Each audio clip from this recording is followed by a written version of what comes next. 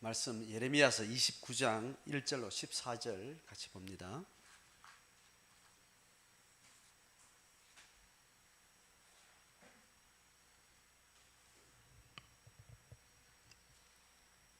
예레미야서 29장 1절로 14절 합독합니다. 선지자 예레미야가 예루살렘에서 이 같은 편지를 느부갓네살이 예루살렘에서 바벨론으로 끌고 간 포로 중 남아있는 장로들과 제사장들과 선지자들과 모든 백성에게 보냈는데, 그때는 여고니아 왕과 왕후와 궁중 내시들과 유다와 예루살렘의 고관들과 기능공과 토공들이 예루살렘에서 떠난 후라. 유다의 왕 시드기야가 바벨론으로 보내어 바벨론의 왕 느부갓네살에게로 가게 한 사반의 아들 엘라사와 힐기야의 아들 그마리아 편으로 말하되, 만군의 여호와 이스라엘의 하나님께서 예루살렘에서 바벨론으로 사로잡혀 가게 한 모든 포로에게 이와 같이 말씀하시니라. 너희는 집을 짓고 거기에 살며 텃밭을 만들고 그 열매를 먹으라. 아내를 맞이하여 자녀를 낳으며 너희 아들이 아내를 맞이하며 너희 딸이 남편을 맞아 그들로 자녀를 낳게 하여 너희가 거기에서 번성하고 줄어들지 아니하게 하라.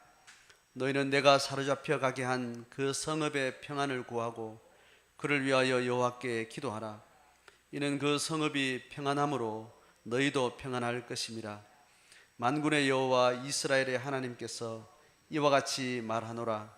너희 중에 있는 선지자들에게와 점쟁이에게 미혹되지 말며 너희가 꾼 꿈도 고지 듣고 믿지 말라. 내가 그들을 보내지 아니하였어도 그들이 내 이름으로 거짓을 예언함이라. 여호와의 말씀이니라. 여호와께서 이와 같이 말씀하시니라. 바벨론에서 70년이 차면 내가 너희를 돌보고 나의 선한 말을 너희에게 성취하여 너희를 이곳으로 돌아오게 하리라. 여호와의 말씀이니라. 너희를 향한 나의 생각을 내가 아나니 평안이요 재앙이 아니니라. 너희에게 미래와 희망을 주는 것이니라. 너희가 내게 부르짖으며 내게 와서 기도하면 내가 너희들의 기도를 들을 것이요 너희가 온 마음으로 나를 구하면 나를 찾을 것이요 나를 만나리라. 이것은 여호와의 말씀이니라. 나는 너희들을 만날 것이며 너희를 포로된 중에서 다시 돌아오게 하되 내가 쫓아 보내었던 나라들과 모든 곳에서 모아 사로잡혀 떠났던 그곳으로 돌아오게 하리라. 이것은 여호와의 말씀이니라. 아멘. 오늘 29장 본문은 앞뒤 전체 맥락을 우리가 이제 큰 관점으로 잘 이렇게 보는 게 중요한데, 26장, 27장, 28장, 29장은요 실제로 이제 어떤 상황 속에 들어간 사태들을 지금 묘사를 해요.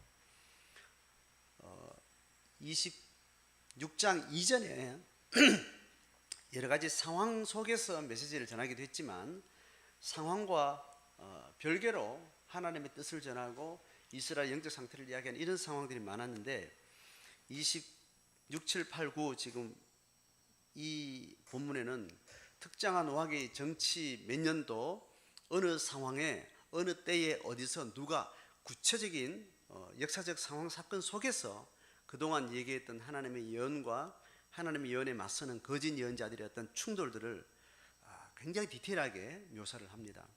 그 안에 들어있는 내용들은 어떤 바벨론의 지배에 대해서 우리가 어떤 마음으로 해야 되고, 또 우리가 어떻게 하나님 앞에 또 겉재앙을 우리가 경험하고, 근데 그 속재앙은 하나님이 새로운 희망과 소망을 주는 이런 메시지들은 그동안 계속 관념적으로 이렇게 계속 메시지가 있었죠. 오늘 지금 내용의 맥락은 28장, 27장 그 상황 가운데 있었던 내용은 뭐냐 하면, 시드기야 시대, 시드기야 왕, 마지막 왕이 통치하는 그 즈음에 이미 포로가 두 차례나 잡혀가고, 이제 국군이 지금 마지막 숨을 헐떡거리면서 이제 마지막 숨을 헐떡거리고 있는 그 순간에 있었던 이스라엘 백성들 속에 있었던 혼란과 또 영적 충돌, 이런 사건을 디테일하게 지금 묘사를 하고 있어요. 그 큰 흐름은 뭐냐면 거짓 예언자들과 참 예언자의 신학적 충돌, 그리고 이 역사적 상황에 대한 해석, 또 정치적 전망, 이런 것들을 계속 첨예하게 보여주는 거죠.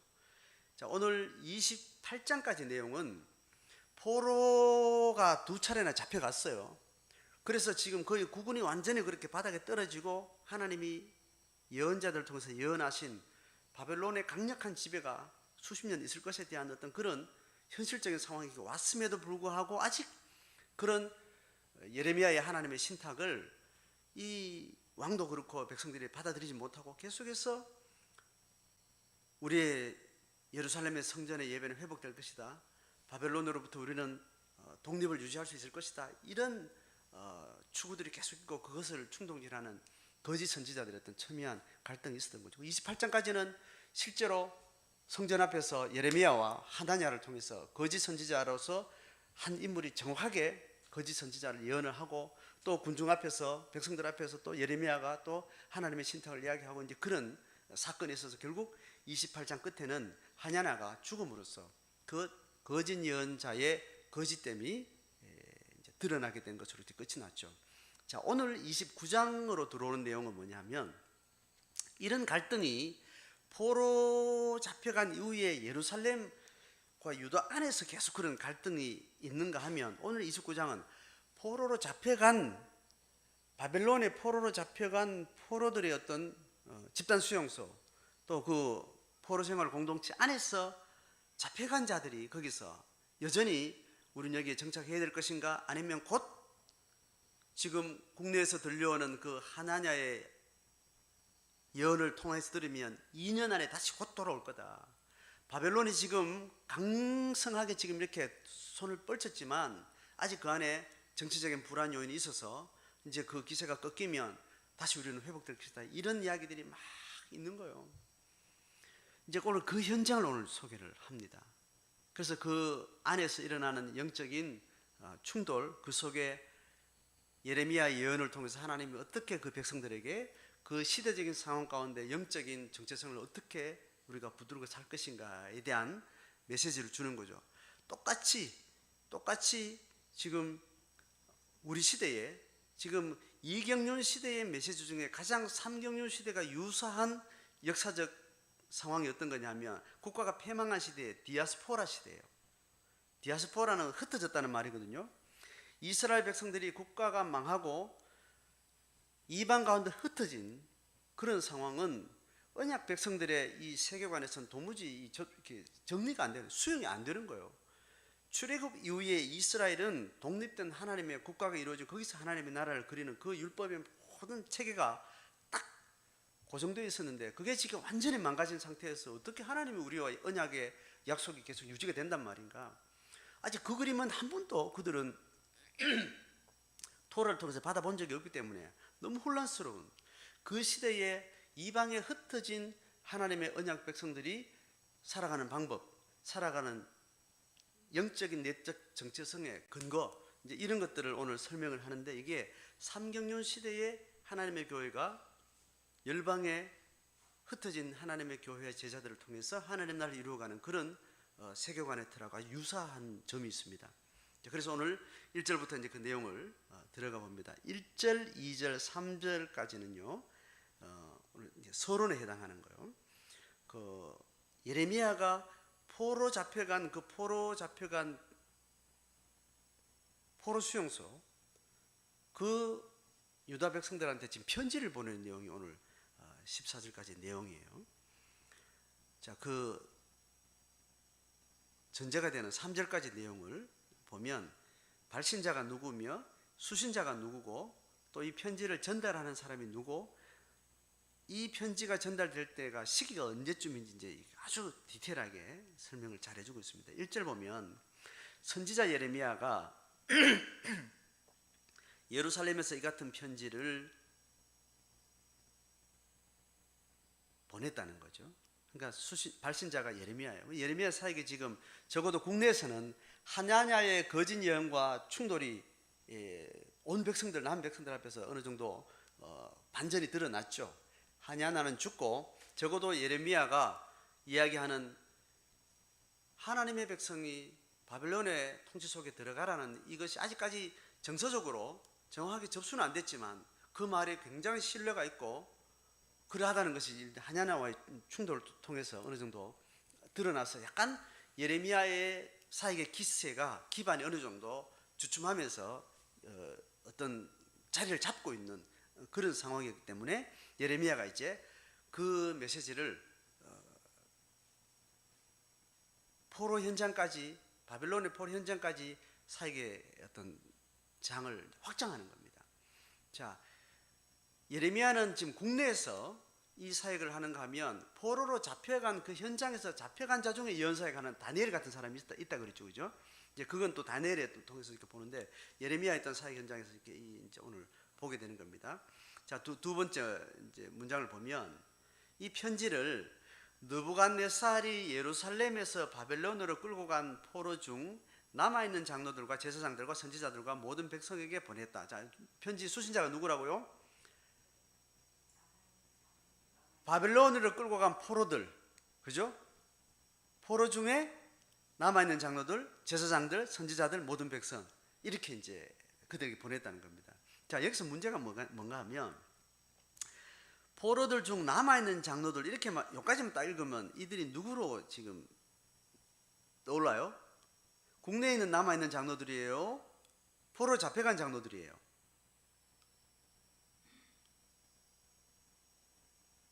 갑자기 여러분 헷갈리죠, 그죠?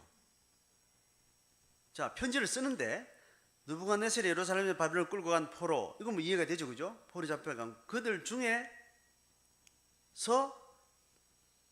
잡혀가지 않고 남아있는 장로들에게 편지를 썼다. 이렇게 이해되죠, 그죠?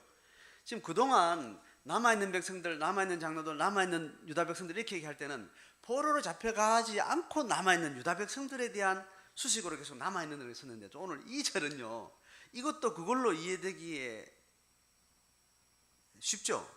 근데 지금 전말을 보면 지금 편지는요, 그 포로로 잡혀간 사람들한테 보내는 건데 이 남아있는 장로들이 도대체 왜 이렇게 끼어들었지?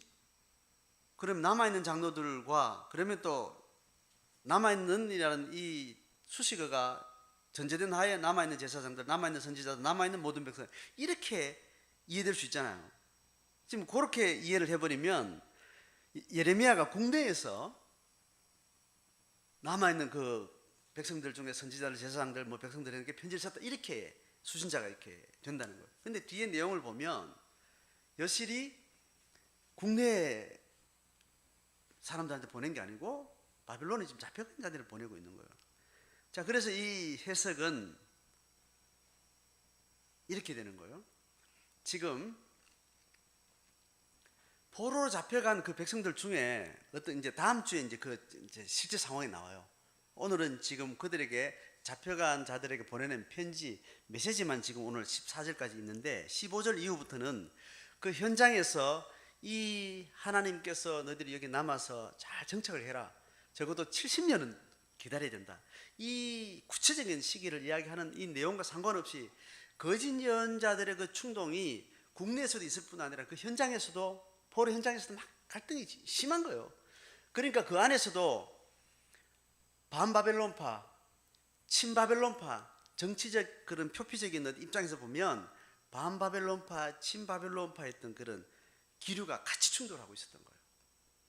그러니까 지금 바벨론 입장에서 보면, 바벨론 입장에서 잡아간 사람들이 지금 유다 백성이지만, 유다 백성들의 포로도 있지만 이 제국이란 말이죠, 그 변방에 유다만 있는 게 아니고 유다같이 저항하고 있는 나라가 있는가 하면 어떤 도시국가들은 굉장히 순응하는 자들도 있고 다양한 정치적 입장을 취하는 변방에 있는 이들을 지금 컨트롤해야 되는 정치적인 굉장히 무거운 과제가 지금 바벨론에 있는 거예요. 바벨론도 지금 굉장히 혼란스러워요.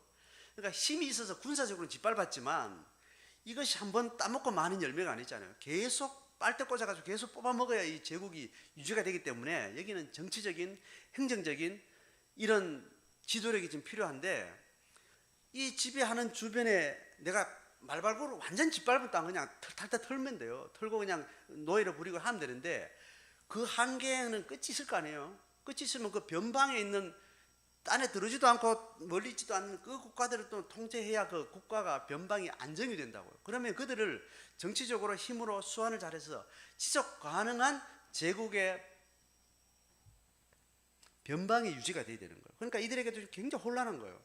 갈등이 있는 거예요. 자기들끼리 충돌도 있고 막 이런 혼란 지경에 잡혀간 자들도 이 보니까 이들도 지금 뭔가 체계가 잘 잡혀가지고 잡아가면 여기에 두고 사상 검열해가지고 이렇게 어떤 사람 노예를 어떤 사람 일반 백성으로 이렇게 막 잘 돼 있는 게 아니란 말이죠. 데리고 왔는데 저들 보니까 뭐 이런 말도 하고 저런 말도 하고 자기들끼리 충돌도 있고 막 이런 기운들이 보여진단 말이에요. 그러니까 이들도 더 봐라 지금 바빌론은 지금 쟤들도 혼란스러워. 저들 정책도 엉망이고 뭐 이랬다 저랬다 하고 뭐 이런저런 소문도 있는데 우리도 곧 풀려날 수 있어. 뭐 이런 이야기도 하는 사람 아니야. 우리는 여기서 그냥 편안하게 일단 때를 따라 기다리자. 뭐 이런 사람도 이렇게 있는 거예요. 그 상황 가운데 다음 주 본문에 보면 거짓 예언을 막 하는 사람들은 친바벨론이요, 반바벨론이요. 반바벨론이죠, 그죠? 예레미야 예언은 친바벨론이요, 반바벨론이요. 친바벨론이죠. 정치적 입장에서만 보면.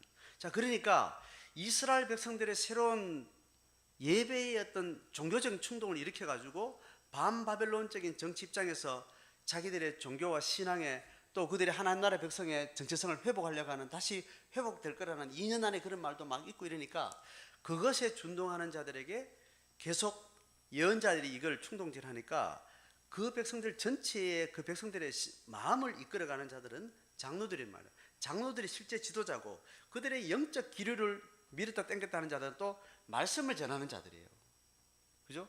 예를 들면 이런 거 이제 우리 이제 장로교 이렇게 교회의 어떤 구조를 보면 말씀을 맡은 목회자가 있고 성도들의 대표인 장로가 있잖아요. 그래서 장로들은 성도들의 평신도로서 성도들의 삶을 돌보는 이렇게 일을 하고 말씀을 맡은 목회자는 또 말씀을 가지고 뭐 이런 여러 가지 급진적인 혹은 또 보수적인 어떤 말씀의 어떤 그 이야기를 할 때 성도들의 마음을 잘 이끌고 그렇게 하는 다 셀 리더들이고 장로들이고 그런 지도력들인 거예요. 그러니까 거짓 예언, 참 예언들이 막 일어날 때 이스라엘 백성들의 실제적인 의사결정을 모아서 행동하게 하고 그걸 몰아가는 자들은 장로들 그룹이었다는 거예요.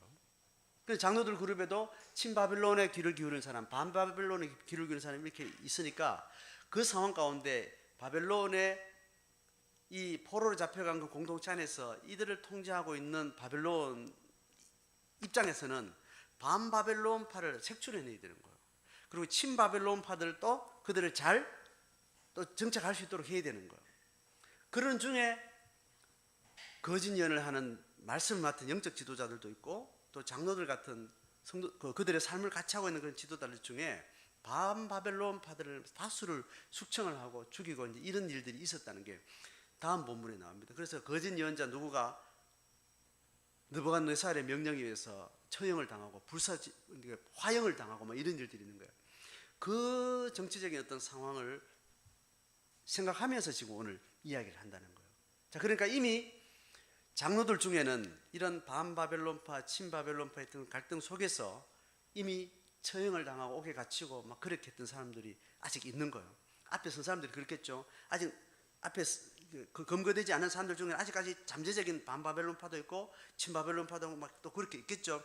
그들을 향해서 이야기를 하는 것이라고 성경학자들은 이제 합의가 거의 된 상태입니다. 그러니까 이제 우리가 이제 성경학자들 연구가 있고 전체 앞뒤 문맥을 잘 이렇게 발굴해내지 않으면 잘 이게 무슨 말인지 헷갈릴 수 있는 거죠. 자, 이 이야기 남아있는 장로들이라는 말을 통해서 그 포로 잡혀간 공동체 안에 일어나는 영적 기류들 여러 가지 상황들을 좀 입체적으로 좀 저들이 잘 상상력을 가지고 이제 드러내놓고 우리 편지를 이제 읽는 게 이제 중요한 거죠. 자, 그래서 일단 그런 처형이 있고 난 남아있는 장로들이 이제 있는 이 상황을 우리가 이제 기억하면 좋겠고, 그리고 거기에 있는 제사장, 선지자들, 백성들 그들에게 이제 편지를 하는 겁니다. 자, 이 편지를 보내는 자와 받은 자를 이야기하고 나서 2절에 이야기가 뭔가 하면 이 편지를 전달한 자가 누군지를 이렇게 3절에서 이야기하고 이 편지를 보낸 때가 언젠가를 이야기를 합니다. 자, 2절은 그 보내는 시기를 또 명확하게 이야기를 해요. 자, 그때는 여고니아가 여호야긴입니다. 그리고 왕과 왕후와 궁중 내시들과 유다와 예루살렘의 고관들과 기능공 토공들이 예루살렘에서 떠난 후다. 자, 이게 2차 포로로 잡혀간 사람들의 이게 핵심들을 지금 오늘 언급을 했어요. 여고니아는 여호야긴입니다. 여호야긴은 몇 개월 통치했다가요? 3개월 통치하고 인질로 잡혀간 겁니다.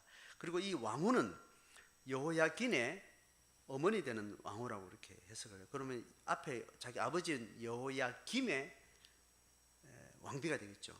그 핵심 왕가의 가족들하고 내시들하고 그리고 고관들, 그러니까 정치적으로 가장 반바벨론 편에서 있을 만한 그런 급들을 다 잡아가고, 그 다음에 남아있는 사람들은 기능공 토공들, 이걸 계속 언급을 합니다. 열왕기서에도 보면 이 상황들이 디테일하게 나와요.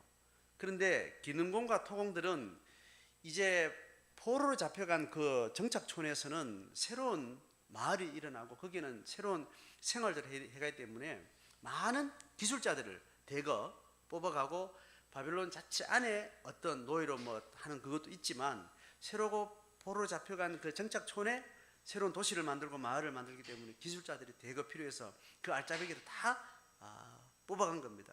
그러니까 지금 남아있는 유다 예루살렘에는 뭐 기술 있고 아주 그 사회를 계속 잘 갖고 갈 수 있는 그런 인재들이 거의 다 빠져나간 상태죠. 그런 상태에 이제 이 예언들이 지금 주고받고 있는 상황입니다. 자, 이 상황 가운데 지금 3절을 읽어보면, 자, 시드기야가 이제 바벨론이 세운 왕이 된 거죠, 그죠? 자, 그래서 시드기야가 바벨론으로 사신을 보내게 돼요.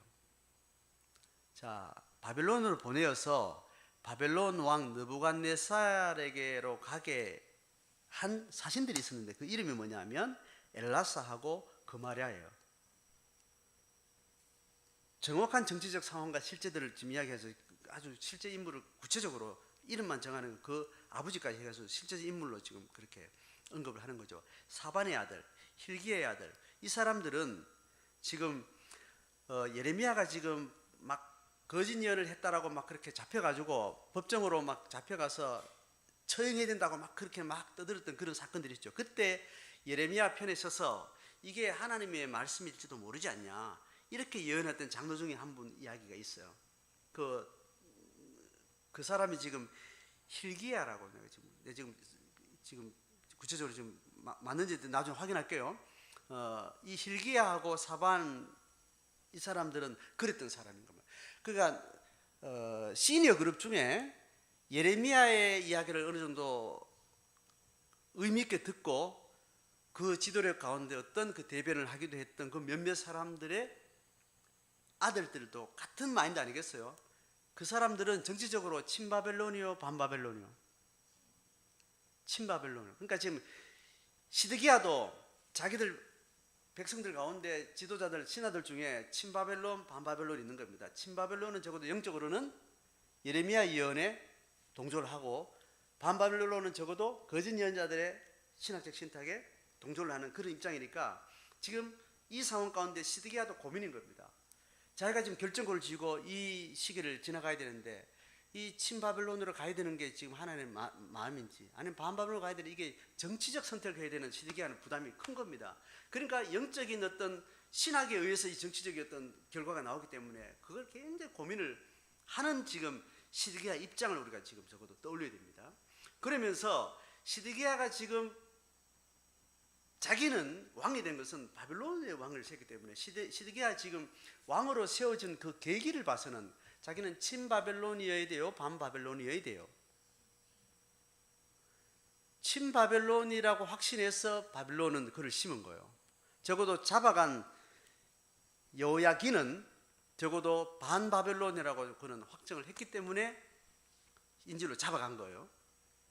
자, 그런 바벨론 입장에서 있는 왕을 포로로 잡아가고, 그 잡아가는 사람은 아무래도 반바벨론에 영향을 끼치는 어떤 그룹들은 다 빼가는 겁니다. 그리고 친바벨론에 해당하는 어떤 사람들을 심으려고 하는 경향이 있는 겁니다. 그렇게 심어진 시드기야는 그래도 이스라엘 백성의 어떤 왕으로서 영적인 어떤 기류를 잘 간파해서 어디로 가야 될 것인 고민을 하는 입장에 있는데, 지금 시드기야가 지금 느부갓네살 왕에게 지금 사신을 보내는 이유는 뭘까요? 느부갓네살이 자기들이 심어놓은 시드기야에게 사신을 통해서 뭔가를 하려고 하는 이유는 뭘까요? 계속 지배를 잘 하려고 하는 겁니다. 그러니까 지금 친바벨론이라고 심어놓은 시드기야가 바벨론 느부갓네살에게서 사신을 보내면서 뭔가 전달을 주고받고 하는 것은 거긴 정치적인 상황, 그리고 바벨론에 잡혀간 그들의 왕가의 가족들, 그리고 고위 인사들, 그리고 그들의 백성들, 그들의 운명도 이 본국에 있는 시드기야는 인질로 잡혀갔기 때문에 그들도 의식을 해야 되는 거죠.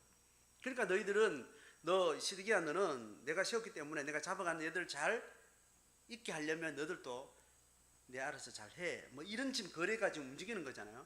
그런 가운데 지금 적어도 사신을 보내는 자들은 친바벨론이어야 돼요, 반바벨론이어야 돼요? 지금 사신을 보내는 사신은 적어도 친바벨론이어야지 말이 되죠, 그죠? 그래야 태도나 모든 것이 바벨론 왕을 느부갓네살을 만날 때도 이렇게 매끄럽게 다 통하게 되죠. 그렇게 친바벨론과 반바벨론을 같이 지금 안고 있는 시드기야 입장에서는 적어도 느부갓네살하고 지금 소통을 할 때는 누굴 보내야 돼요? 친바벨론을 보내야 되는 겁니다. 그리고 느부갓네살한테 비치기는 여기까지는 아직까지 우리가 적어도 시드기야도 그렇고 친바벨론의 진영에 지금 마음들을 가지고 있다라는 것을 그들에게 확정시켜야 되는 거예요. 그래야 자기가 정치적인 어떤 그런 연장이 가능하고, 그 연장이 돼야 그 다음에 반바벨론이 하나님 뜻이라고 생각하면 그 기세를 봐서 어느 시점에 반바벨론의 본색을 드러내고 또 하나님 뜻을 따르고 그래서 통치를 또 해가야 되니까, 이런 굉장히 복잡한 시드기야였던 이 입장에 있는 거죠. 그러니까 이 정세가 국내에도 그렇고 그 포로 현장에도 그런 상태인 겁니다. 자, 그러니까 이들이 이스라엘 백성들 중에 여전히 예레미야에 대한 반대파도 있고, 예레미야의 편지를 포로 정착촌에서는 받아들일 사람도 있고 안 받아들일, 이미 기류가 선명하게 나눠진 상태인데, 이 예레미야가 왕이 보낸 사신에게 자기가 이야기하는 적어도 친바벨론을 노골적으로 말하고 있는 그 신탁을 편지글로 써가지고 사신에게 내보낼 수 있다는 거는 적어도 왕이 오케이 한 거야, 안 한 거요? 오케이 한 거죠. 사신들은 그걸 받아들여, 안 받아들여? 그러니까 지금 다 사신으로 가는 흐름 가운데 그가 가지고 있는 편지는 다 친바벨론의 모든 색깔을 가지고 갈 수밖에 없는 거예요. 자, 그러니까 지금 시드기야는 적어도 자기의 뒷주머니에 뭐가 있어요? 반바벨론의 어떤 흐름이 국내에서도 고조되어지고, 그 포로 현장 안에도 반바벨론을 계속 득세해서 뭔가 버티고 있다가 이게 어느 날 자기가 결정한 시점 때문에 같이 어려서 뭔가 사건을 일으켜야 되는 이 마음이 있긴 하지만, 적어도 지금 복지부동하고 친바벨론 사실을 보낼 동안은 이 예레미야 편지를 보내게 허락을 하게 된 거죠. 자, 그 흐름을, 정치적 흐름을 우리가 잘 또 살려서 이해를 하시면 좋겠습니다. 자, 이게 전체적인 백그라운드. 그래서 발신자, 수신자들에 대한 상황도 설명이 됐죠. 그 시기도 2차 포로 잡혀간 그 시기에 누가 잡혀갔는지 적어도 이렇게 보면 되는데, 한 가지 더 제가 설명해야 되는 거는, 이 포로가 지금 1차 3차 되어지는 이 기간 동안 중요한 멸망의 이 시즌에 중요한 왕이 4명이라고 그랬습니다. 그 4명이 있다는 거 여러분 이제 기억하죠? 누군지 대라 하면 여러분 좀 애매하지만, 자, 다시 한번 설명할게요. 여호아스, 여호야김, 여호야킨, 시드기야예요. 자, 그럼 여호아스는 요시야 왕이 죽고 난 다음에 지금 이제 새롭게 북방의 침탈이 요시야 왕이 죽으면서 실제로 이제 그렇게 이제 쏟아져 들어온 그 시기에 왕이 4왕이라 그랬습니다. 그러니까 요시야는 애굽이 바벨론이 지금 아시아를 먹고 지금 제국의 지금 주도권을 접수한다는 이야기를 듣고, 애굽이 지금 아시리아하고 지금 그 정치적으로 이걸 군사 원조를 약속한 사이기 때문에, 그리고 새로운 신흥 제국은 색깔을 모르기 때문에 자기들이 빨리 아시리아를 도와가지고 반바벨론을 격퇴시켜야 계속 힘의 균형을 유지했던 그들의 정치적 안정이 유지되기 때문에 갈그미스로 지금 가기 위해서 애굽 유다를 지나면서 길 비켜달라 하니까 요시야 왕이 못 갑니다 이렇게 하니까 전쟁하다 죽었잖아요. 죽고 갈그미스로 전쟁을 하고 갔어요. 가가지고 아시리아하고 애굽이 연합군으로 바벨론하고 전쟁하면서 바벨론이 이겨버린 거예요. 이게 마지막 길을 꺾어버리는 마지막 전쟁이었던 거예요. 그러니까 지금 패퇴하고 지금 애굽은 난감한 상황 가운데 지금 오른 거예요. 그래서 이겼으면 바벨론은 격퇴하고 이 애굽과 아시리아의 동맹은 더 견고해졌고 이제 정치적인 안정감 계속 유지할 수 있겠다 이래 되는데 그걸 함께 져버린 거예요.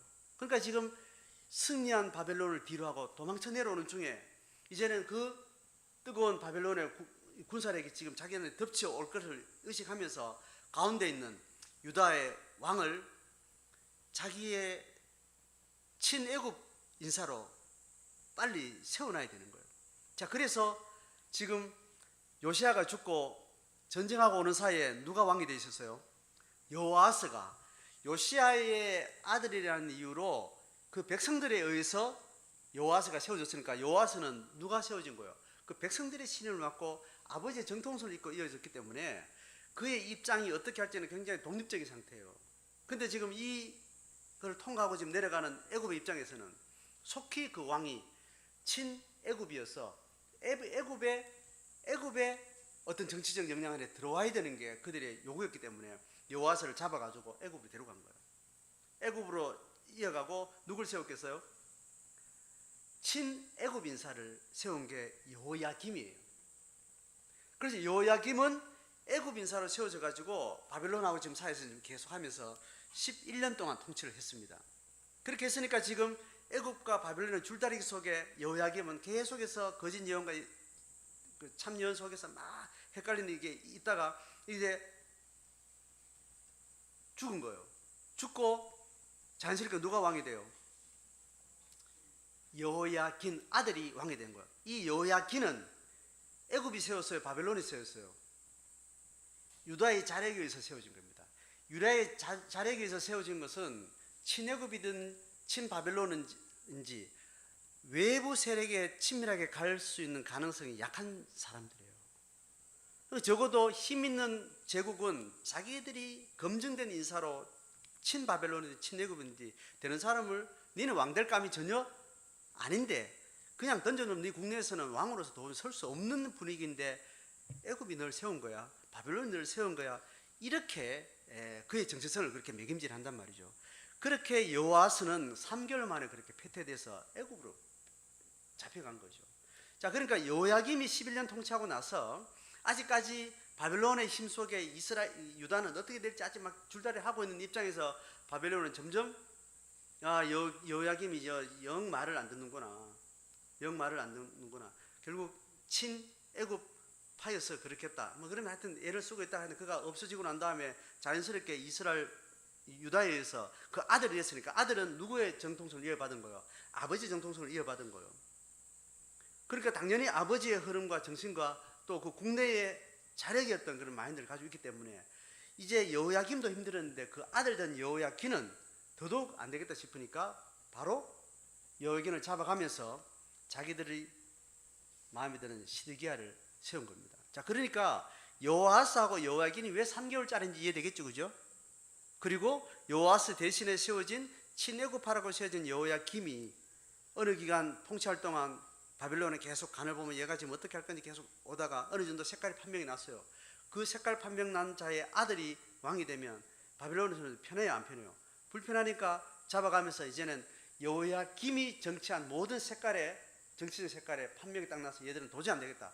대거 포를 잡아서 그 안에 알짜배기를 완전히 뽑아내버린 겁니다. 그냥 헛개비를 둔 거예요, 헛개비.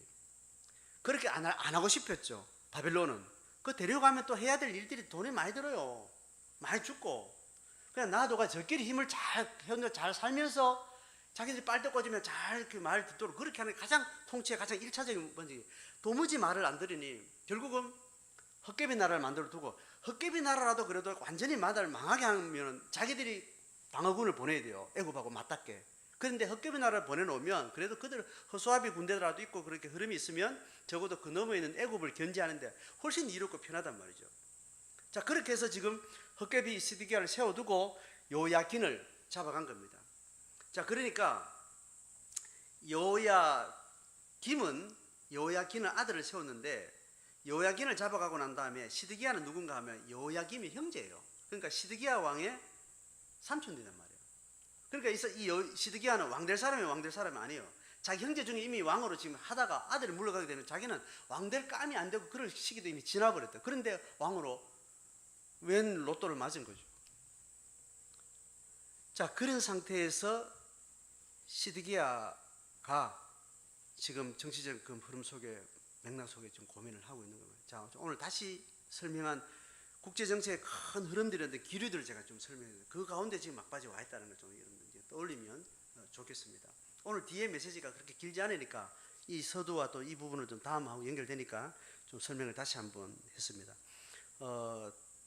유튜브를 다시 들으면서 제가 설명한 내용을 좀 다 들으면서 스스로 정리가 된 누구한테 전달도 할 수 있을 정도로 각자 개념을 좀 가져야 지금 앞으로 예레미야 전체 맥락의 어떤 히스토리를 여러분 속에 잘 가지게 되는 거니까 꼭 필요하니까 대부분의 예언자 묵에 있는 예레미야서가 이 정치적 맥락을 충분히 잘 드라마를 보듯이 대하 역사 드라마를 보듯이 잘 이해하고 하게 되면 그 역사 속에 살아있는 어떤 메시지 어떤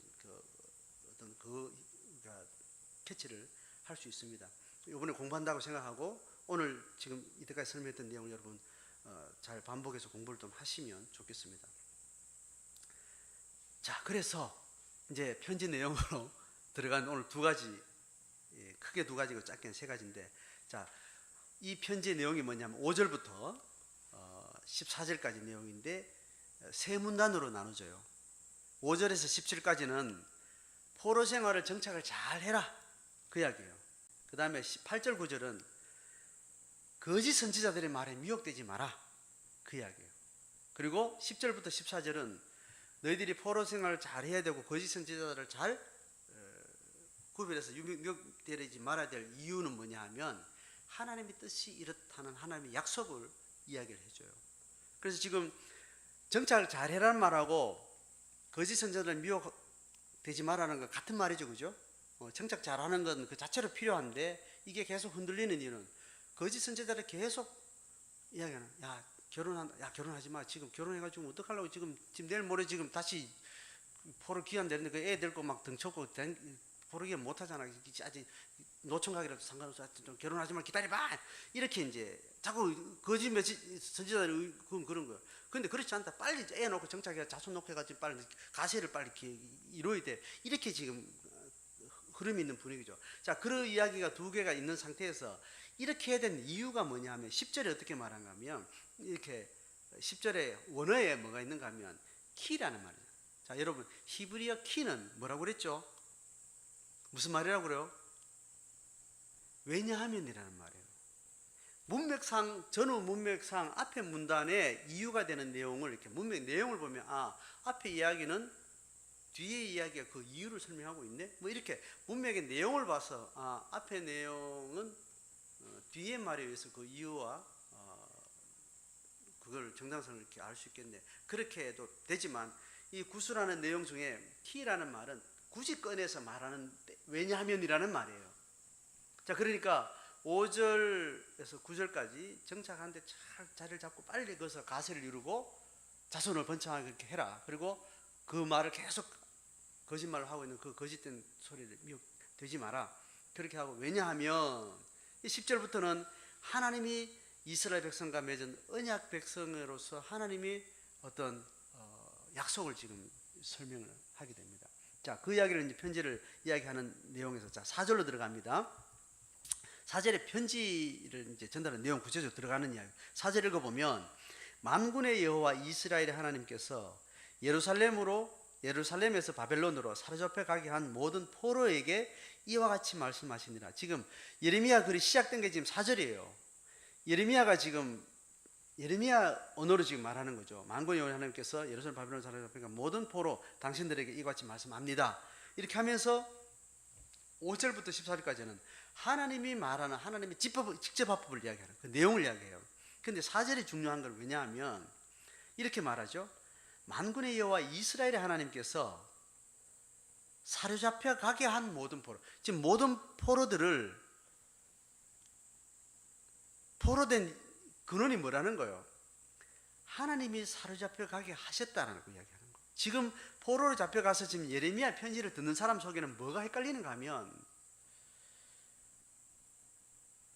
바벨론 제국의 신인 느고 신이 있는데 그 느고 신하고 유다의 하나님 여호와하고 이게 맞붙었는데 여호와 하나님이 한끗발 낮아가지고 바벨론 느고한테 당한 거예요. 지금 고대 사회의 신앙을 가진 신앙을 중심으로 세워진 모든 국가 공동체의 정신세계는 다 자기가 믿는 신이 존재가 자기들의 민족의 국가에 존재하고 독립한다 그랬죠.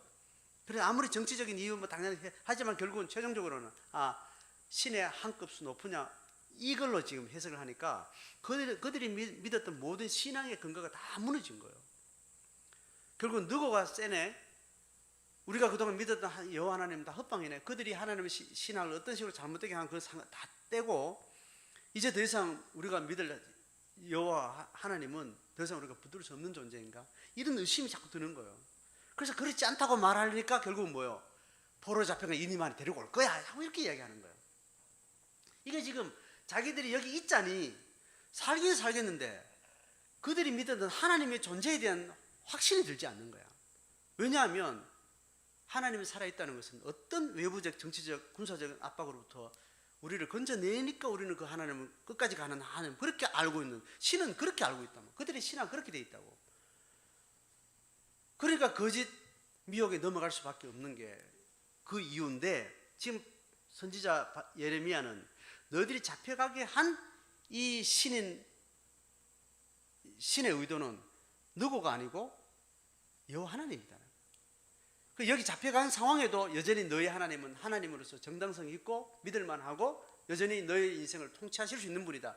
이 신뢰를 신학적으로 지금 설명하는 게 포로 잡혀간 그들에게 편지하면서 너희들은 하나님에 의해서 하나님의 뜻이 있어서 너희를 거기 잡혀가게 한 거야. 잡혀가 있었어도 너희들이 여전히 하나님의 뜻에 초를 켜고 불을 밝히고 기다리면 돼. 이야기를. 그래서 지금 하나님 말을 너희들이 진실하게 잘 들어봐. 이렇게 이제 설득해 가는 거죠.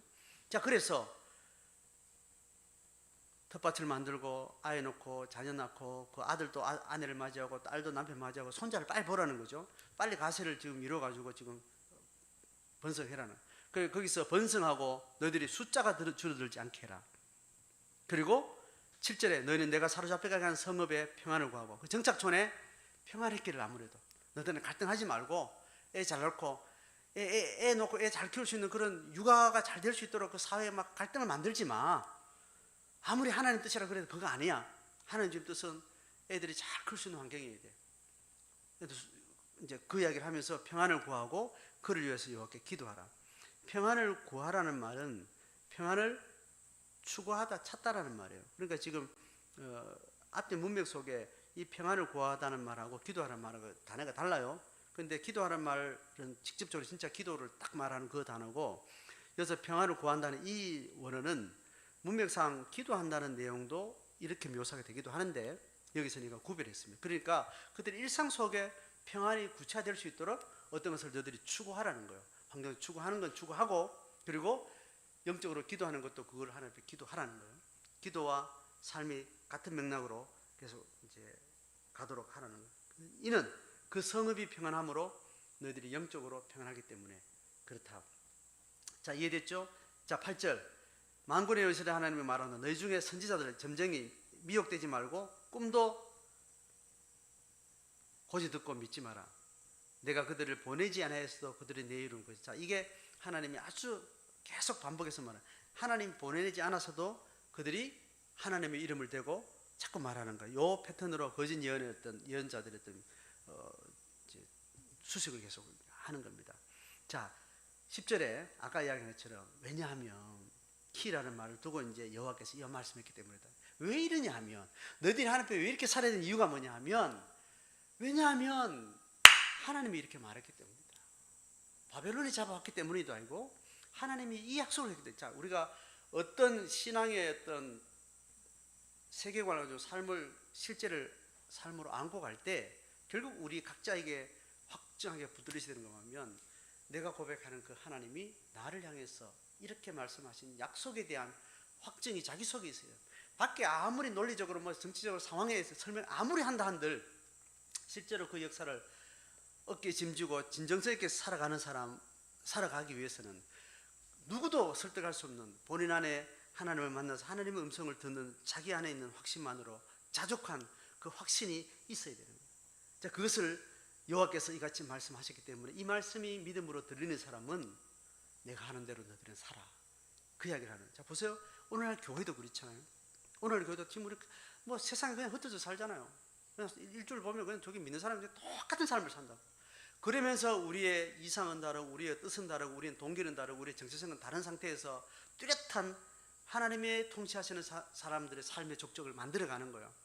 그것을 위해서는 적어도 우리 안에 하나님이 말씀하셨다는 자기 안에 자기 골방에서만 확정할 수 있는 그 확신을 붙들어야 돼요. 이거 없으면 절대로 신앙생활 못합니다. 목사가 박수 쳐주고 옆에 사람을 응원해주고 화이팅, 옆에 오만 소리도 잠시 힘이 되고 할지 모르지만 긴 인생을 마라톤으로 신앙으로 걸어가는 데는 절대로 그거는 본질이 될 수 없어요. 본질이 도우면 되겠지만 본질이 안 됩니다. 속히 이 신앙에 가기를 원하는 사람은 자기 안에 확증된 자기 스스로 증거하는 자기 확신을, 자족하는 확신을 붙드셔야 돼요. 자, 내용을 보면 뭐 어렵지 않습니다. 우리가 잘 아는 70년이 지나면 내가 너희를 돌보고 내 말을 성취해서 너희를 이곳으로 돌아오게 하리라. 자, 보세요. 70년의 이야기는 우리가 알죠. 뒤에 내가 너희들을 돌본다. 자, 그 다음에 나의 선한 말을 너희에게 성취하겠다. 이게 직역을 하면 선한 나의 말이에요. 선한 나의 말. 여러분, 선하다 좋다라는 말이 히브리어로 뭐라 그랬죠?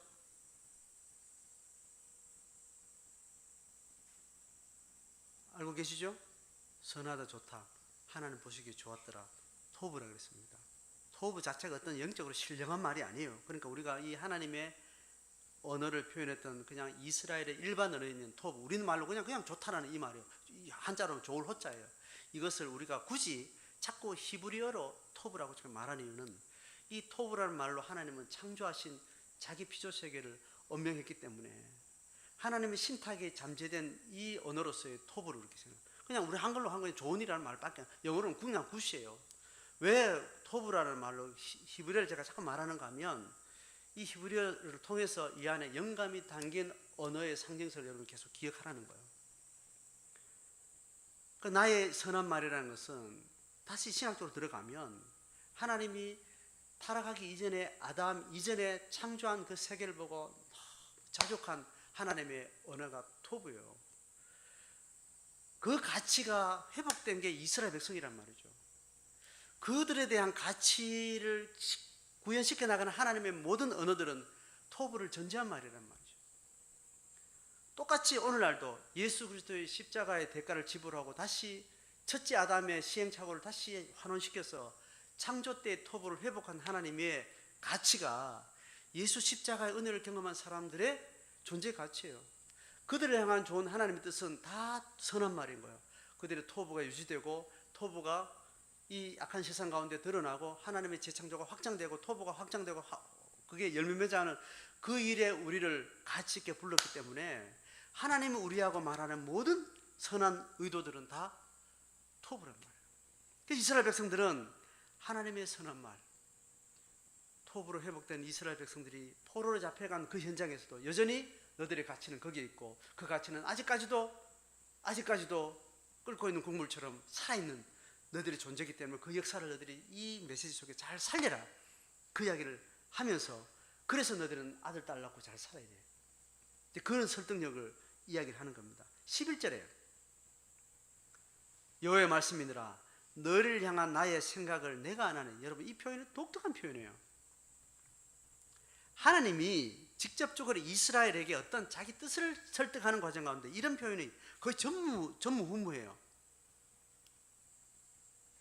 이 표현 자체가 아주 모호합니다. 아주 묘해요. 이게 말이냐 이게 똥이냐 싶을 정도로 문법적으로 이상해요. 그런데 이 직역이 그대로예요. 너희를 향한 나의 생각 있다, 이렇게 표현해도 되잖아요. 너희를 향한 나의 생각이 다 있어. 너 토브를 향한 내 생각이 있어. 망한 것 같지만 사실은 망한 게 아니야. 이야기를 계속 해오는 거잖아요. 이 표현이 독특한 게 너희를 향한 나의 생각을 너희들이 알지 않냐 이렇게 이야기 안 해. 너희들이 아직 모르는 건 내가 이해해. 근데 내가 알고 있다. 내가 계획하고 있는 건 나는 알고 있거든. 나는 절대로 나는 이거 잊지 않고 끝까지 진행할 거야. 이 표현인 거예요. 너희를 향한 나의 본심이 있다. 이거 너희들이 몰라도 좋고 이해가 잘 안 되겠지. 근데 나는 기억하고 있고 알고 있고 그 의지를 나는 끝까지 갖고 갈 거야. 이 설득을 지금 표현하는 거예요. 이제 오늘 우리가 동일한 거죠. 너희를 향한 나의 생각은 내가 알고 있다. 내가 알고 있다는 이것만 좀 기억하고 너희들의 마음을 열어라. 그렇게 설득하는 거예요. 평안이다. 샬롬이다. 겉보기에는 이 재앙이지만 속으로는 샬롬을 내가 준비하고 있어. 너희들이 겉보기에는 평안을 추구하기가 지금 500년을 달려왔지만 속으로는 다 샬롬이 망가졌는데 다시 샬롬을 회복하려면 이 방법밖에 없어서 내가 바벨론을 들어 쓰는데 내가 생각하는 나의 생각 이 본심은 평안이기 때문에 재앙이 아니야. 여기서 재앙의 겉옷을 벗어버리고 참된 재앙을 이제 우리는 직면하고 하나님의 샬롬을 회복하기 위해서 우리는 이 길을 가야 돼. 이 설득을 하는 겁니다. 그래서 13절 14절은요 이 신약에서 삼경yon 시대에 가르치는 제자와 교회에게 하는 영성을 지금 이야기를 합니다. 구약 시대에 없는 언어예요. 구약 시대에 하나님을 만난다는 것은 성전 예배, 제물을 불태우는 이 예배 외에는 하나님의 임재라는 것이 불가능한 세계관이었다고.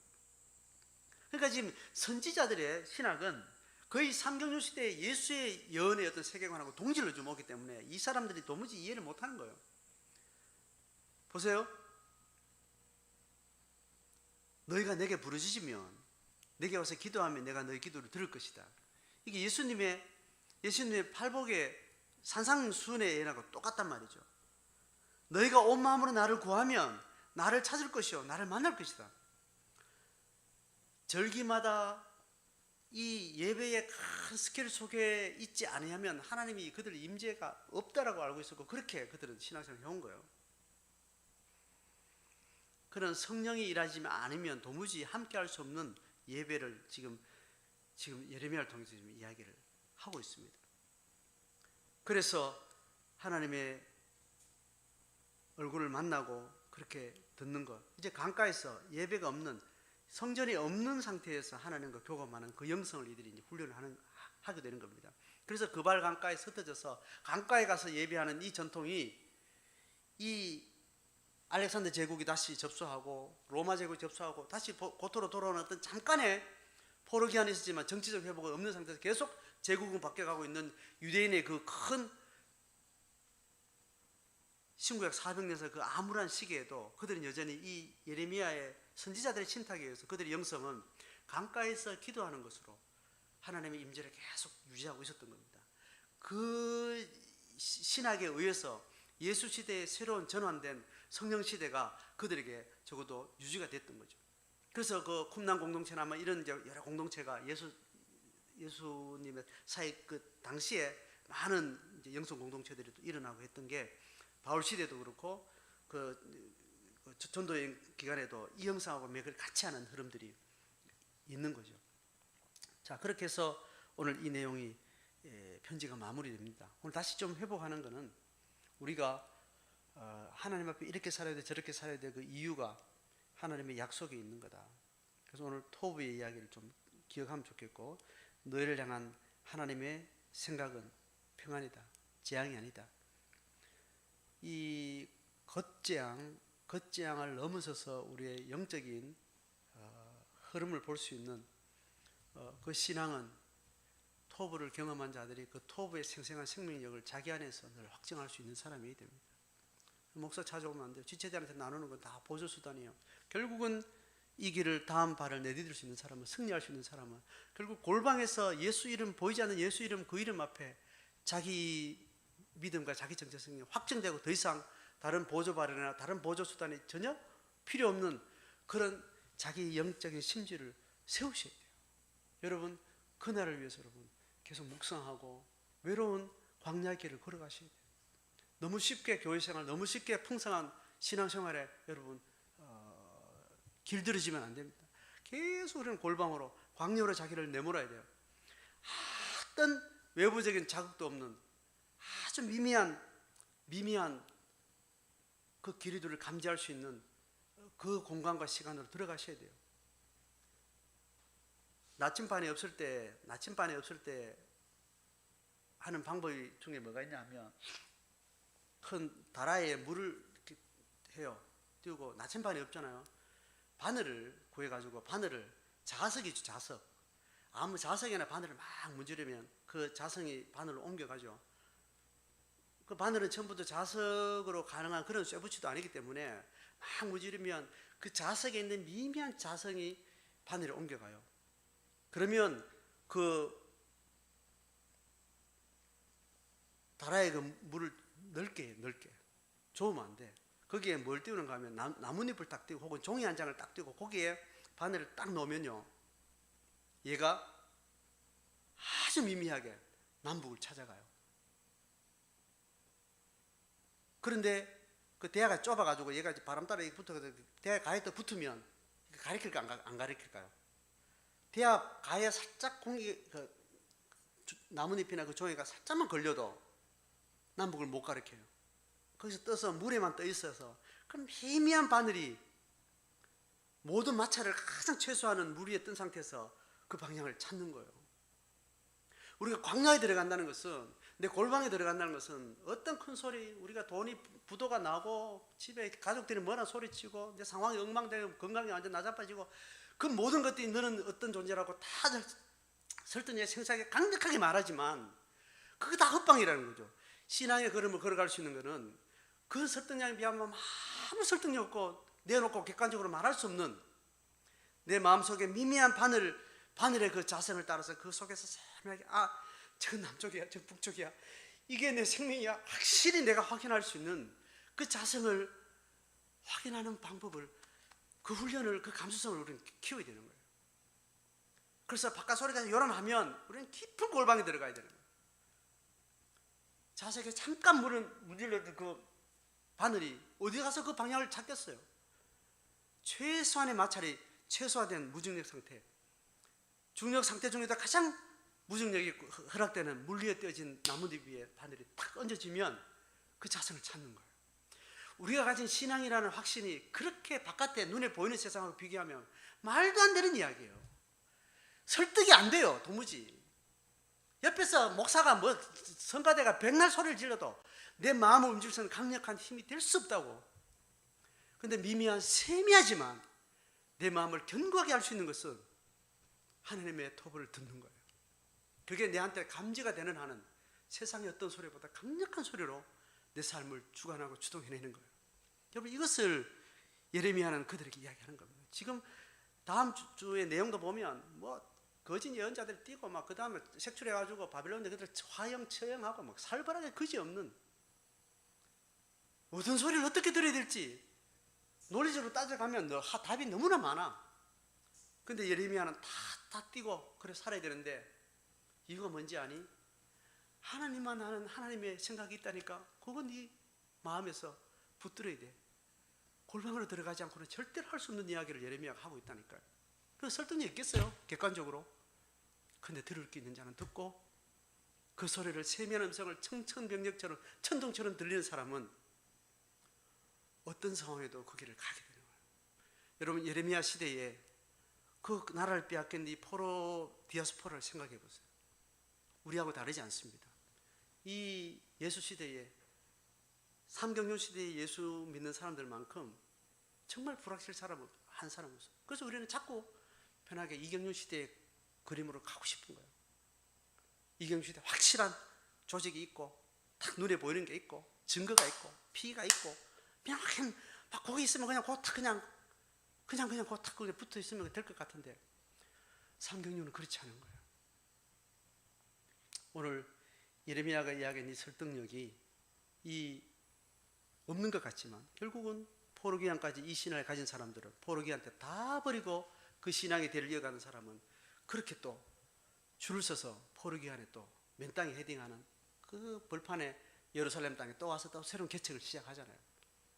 역사가 그랬던 것처럼 예수 시대 이후에도 오늘날 교회가 다 문을 닫고 교회가 다 힘없고 다 그렇게 역사 속에 다 굴레 속에 나잡아졌지만 어느 미미한 나라 조선 땅에서 또 새로운 부흥이 일어나고 아프리카 땅 부흥이 일어나고 그렇게 전 세계를 휘잡았던 유럽이나 미국은 다 또 사라지고 그렇게 하나님의 역사들은 그렇게 꺼진 것 같은데 또 살리고 꺼진 것 같은데 또 살리고 그 맥락 속에 오늘 우리가 한 점을 살고 있는 거예요.